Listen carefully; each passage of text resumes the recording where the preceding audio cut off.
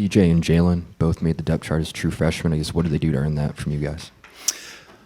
Well, they've done a good job. Jalen Todd's been here, really the whole spring semester, so he really started to show up there, and it's just continued on. He's matured a lot. He's performed really well, and so he's earned that spot. And DJ, he's a very talented player, and again, it's a work in progress because he's still got to learn a lot of things about what we're doing and really consistently how to do them. But you can't take away from his athleticism and some of the things he's capable of doing in the right situation. So they've earned it. Nobody's given him anything.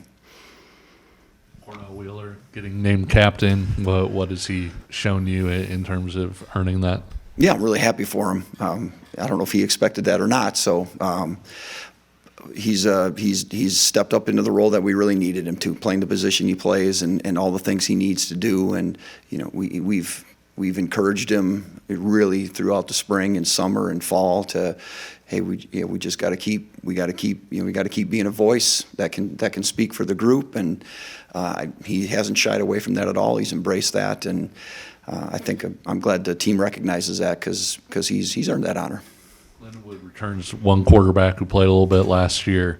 Another quarterback transfers in from McNeese. Can you just walk through sort of the film process in terms of, how you watch those guys and how you prepare for them? Well, first game of the year, as always, you're never quite sure what you're going to get. So I think we've already prepared our guys for, you gotta expect that something's going to happen that we really haven't prepared for, but again, with our own offense, working against our own offense, I don't know that we're going to see anything that we haven't seen in some way, shape, or form. So,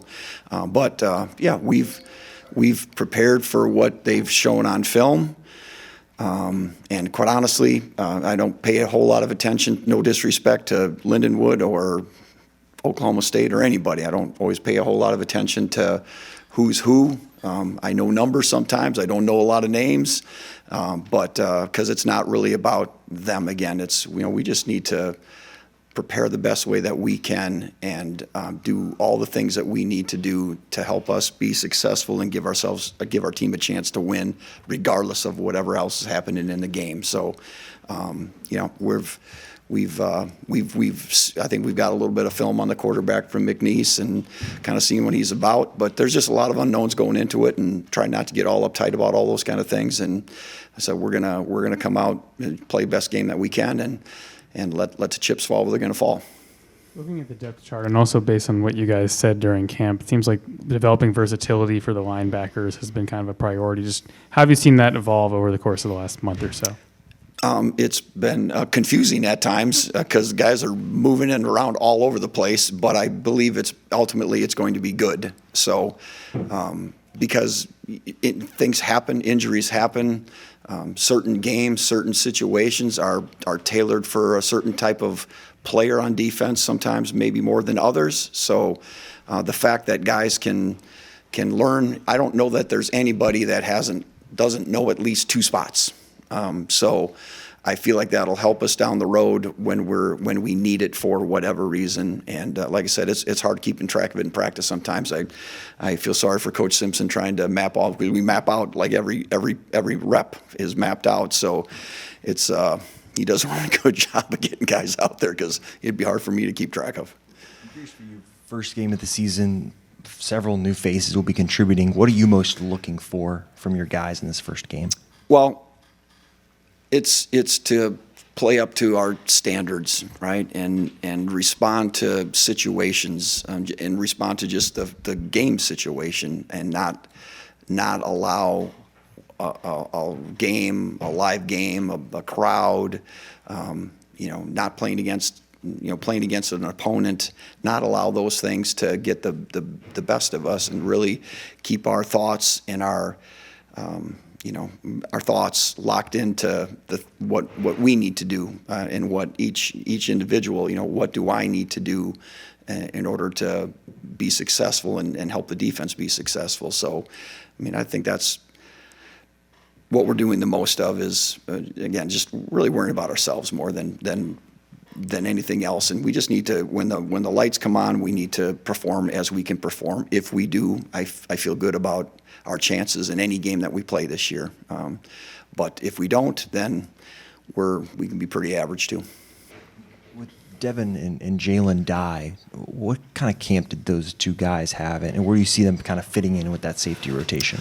Yep. Well, they're up there in that top echelon of safeties in our nickel player. Devin's been a little bit banged up, but he's coming around now. So we've been a little bit slowed by that, but I think he's getting back in the groove of things, and we're going to count on both of those guys. And I don't know, if they're going to be. I can see situations where they could be out there together, which will be kind of unique and interesting. But they have places in our rotations and things that we're doing and packages that we play. They're both going to play, and hopefully they'll both play well. Brian, you talked about them all individually, but that secondary, is that as solid as you've had going into a season in terms of experience, talent, all the things that make it up? I think so, and I feel pretty confident in those guys back there. Like they're not going to get rattled. They're not going to be surprised by a lot of things. They've played. They have confidence, and so that really needs to be a strong point of our defense, and and then hopefully that'll that. The security of having some experience back there, and not just experience, but like talented experience at the same time. I think that's gives me confidence in, well, can I make this call? Yeah, I can, because I think we can cover them, and so I think it helps me, but I think it helps everybody on defense just knowing that those guys are back there and you can count on them. Yeah, on that last note, you hear all the time about a pass rush helping a secondary. Does it go the other way too? I sure think it can. We'll see what happens, but I feel like good about our ability to lock down individual players and make our coverage schemes work for us. And yeah, we'd like to get a bunch of sacks, but I don't know that that's always going to happen. So sometimes it just guys gotta be relentless and keep working up front. And if a quarterback's got to hang on to the ball for a fraction of a second, or I'm thinking this over here, but that's covered, I got to go somewhere else. Well, that gives you the time that you need, and hopefully those things will work together. But I'm also hopeful that we can just generate some just great pass rush on our own, and speed up the offense, make a quarterback make bad decisions, and hopefully they throw some balls back there. Brian, I know you guys can only list 4 defensive tackles on the depth chart, but what do you see of the overall depth from that group? Pretty deep position. The guys listed there, yep. There's other guys as well. Obviously, Blake Harold would be a guy that would come to my mind. And I'm sure I'm going to forget somebody in that group there, because there's others also. I would probably guess that we're going to play when the game's in hanging in the balance. We'll probably play 5 to 6 guys. So 5 for sure, I would think, and then we'll see what happens beyond that. But there are a lot of we do have a lot of good depth at that position, and some of it's more ready than others in terms of the readiness to really be huge factors. But there's probably 6 or 7 guys that at individual points can make some good things happen. So I'd feel good that should things happen, we can keep plugging guys in, and our production and we won't have a lot of fall off in terms of production and what guys do. Anything else for Coach?